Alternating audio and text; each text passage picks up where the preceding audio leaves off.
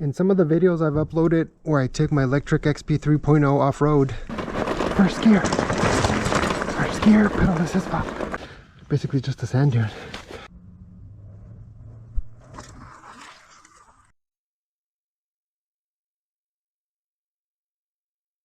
One tree at a time. Ooh, snow. This bike is not for this. No, probably not. Oh, I'm about to get impaled here. I've gotten some pretty strongly worded comments that verge on threats of bodily injury. So in response, I decided to purchase a used Specialized Turbo Levo, which is an electrically assisted mountain bike designed to survive and ride the most hardcore off-road trails imaginable.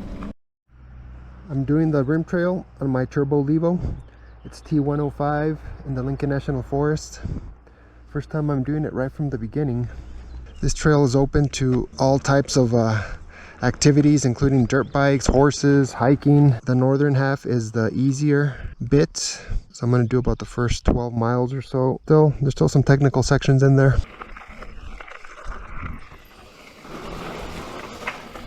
I didn't realize this trail started out going through a little tunnel right underneath the highway.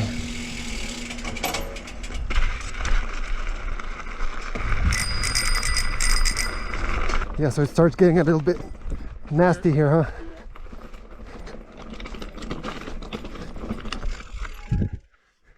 Limbo. This is my first electric mountain bike, the Turbo Levo Comp Alloy from Specialized. I've ridden regular mountain bikes, cross-country and enduro mountain bikes, analog bikes with no assistance for about 24 years. And I'm really loving this bike.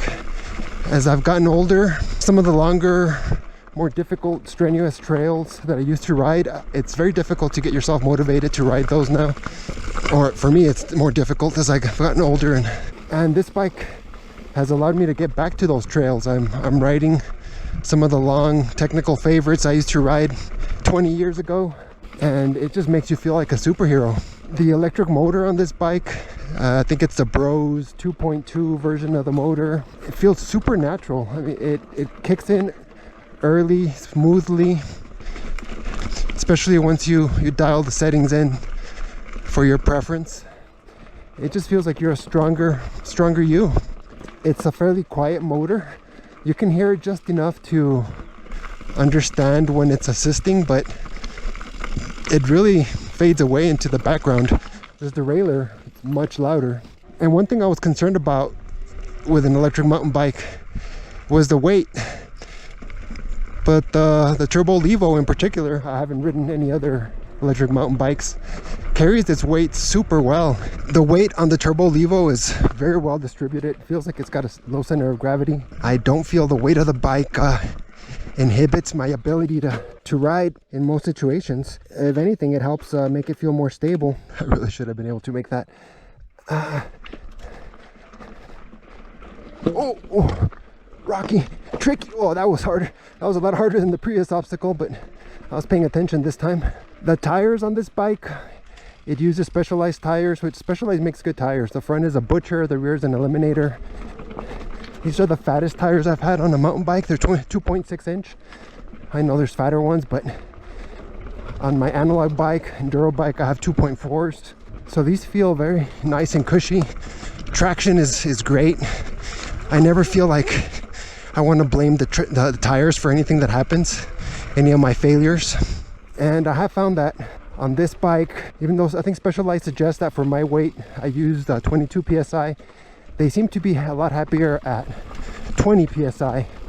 Just the bump absorption gets so much better at 20 PSI versus 22 to 24. The suspension seems to be working a lot better. So I'm super happy with the tires. I think they're kind of pricey, but if they have decent durability, I'm just gonna stick with them. The suspension on this bike, it's not the most high-end, not the most expensive suspension. What forks are these? And the shock, Fox Float X. and I think it's got 160 millimeters in the front, 150 in the rear. It's the best suspension I've had on a mountain bike, so as far as I'm concerned, it's great. Does everything I need it to do. I'm not racing professionally, just a recreational rider working out.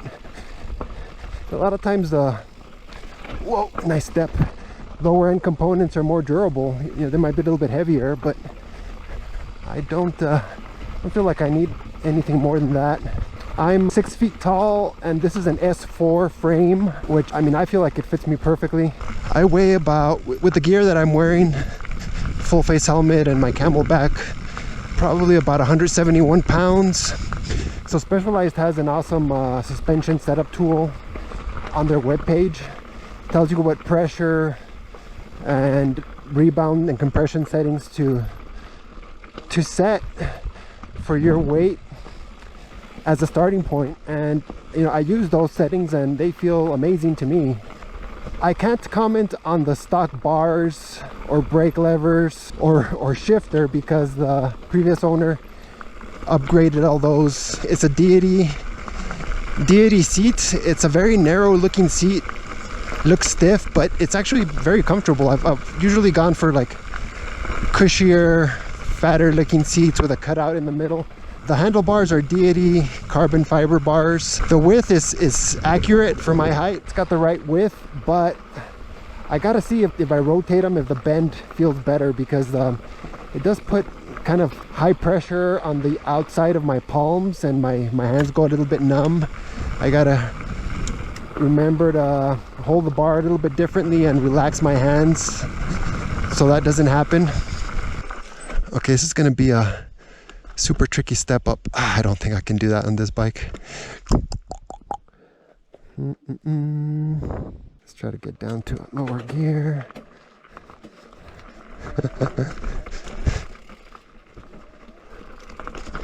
Yeah, no, I need to go way wide.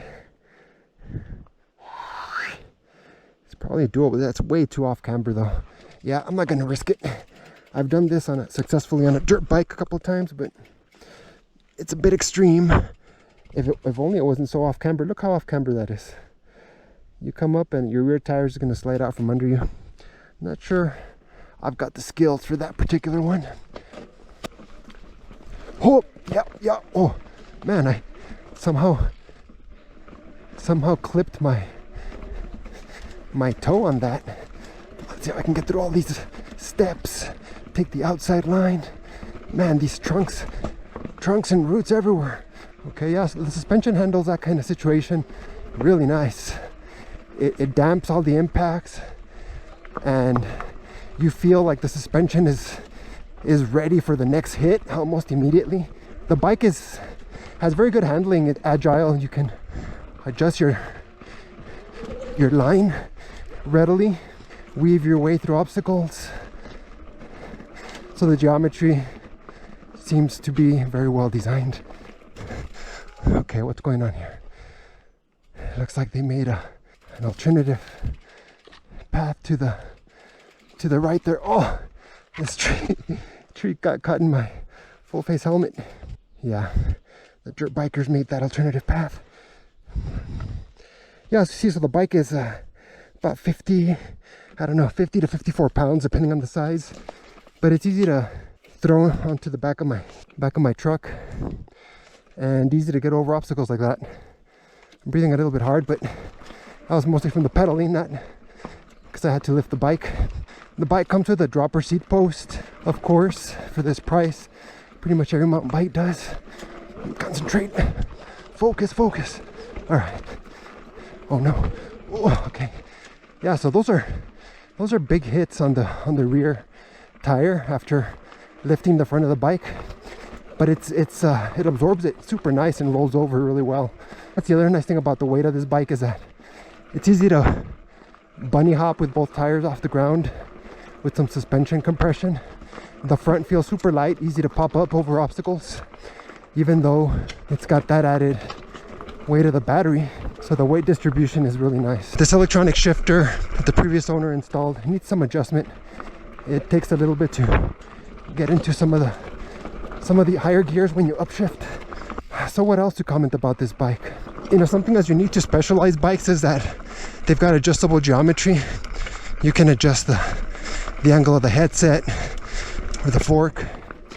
You can adjust the height of the bottom bracket. Whoa.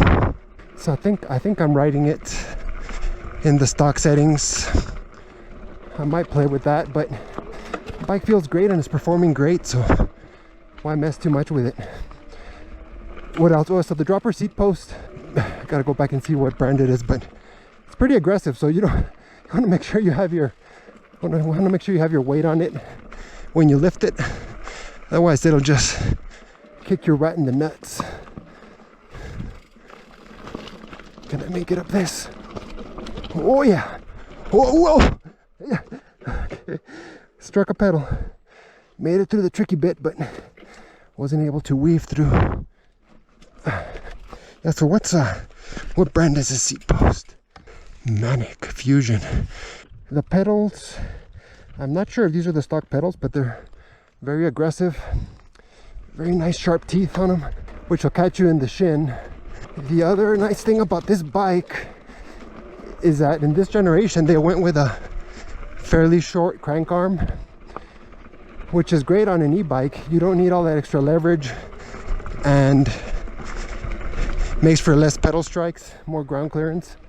The brakes, yeah, gotta get to the brakes on this bike. So the brakes, you know, you see the brakes, they got, you know, good brand SRAM, massive discs. They're hydraulic, of course, nice adjustable levers, and you think they're going to be super strong, have your eyeballs flying out of your head when you hit them, but they're not. They're very progressive. The initial bite is pretty weak. Once you get deep into the lever travel and put some pressure into the levers, yeah, they stop nice and strong. But I actually expected them to be much stronger. I think the lower end, lower cost bikes brakes on my analog bike are better. They're much stronger and they're still progressive, but I like the feel much better. I think they're Tektro brakes. So I guess that's the one thing I've been disappointed in this bike is the brakes. But I mean, they still work. They work fine, but you know, I do suffer from some tennis elbow and having really strong brakes that don't require as much lever pressure is something I look forward to. And these fall a little bit short in that respect. When I was taking the bike out of the back of my truck today, I noticed how thin the spokes are. So that was something that's surprising. I'm not sure if these wheels have more holes than I'm accustomed to, so you need thinner spokes. But oh yeah, I almost stopped before that one. I didn't think I was gonna make it, but yeah, I just hit stuff with momentum. The front pops up easily and the rear absorbs those types of impacts very smoothly. Really saves your butt. It's my initial review of this bike. I've done maybe 60 miles on it at this point, and I'm really liking it. One thing I'm gonna keep an eye on is reliability of the motor. Older Specialized generations of the Turbo Levo have had some reliability issues with the Bros motor. This one has a wider belt, and I think they might have changed the gears, and they did a few things to this third generation motor, and you see a lot less reports of issues on the forums, so I'm hopeful. See, so there I was coming up and over. Oh, get that stick out of the wheel. Up and over a trunk. My front tire was gonna compress and maybe result in a endo-like situation, but I just cranked on the pedals, lifted the bars, and popped a little tiny wheelie when my nose was pointed downward, and that got me over that second little root. So again, a great example of how the front end is very easy to lift on this bike. If you need to, tiny bit of compression and pop it right up. There I did 2 pops in a row, pop, pop. First impressions after a little bit over 60 miles on the bike. Different types of trails, desert, forest, single track, rocky, smooth. It's awesome. Best bike I've ever had. And I kind of stopped riding my dirt bike ever since I got this a few weeks ago. I'm really enjoying the quiet nature of this type of powered sport. Dirt bikes are very noisy, maintenance heavy, and you got to put on so much more equipment and do so much more prep, and getting them on and off the truck takes forever, tying them down.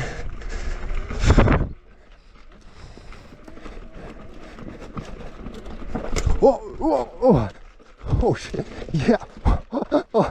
Oh, I had it. Whew.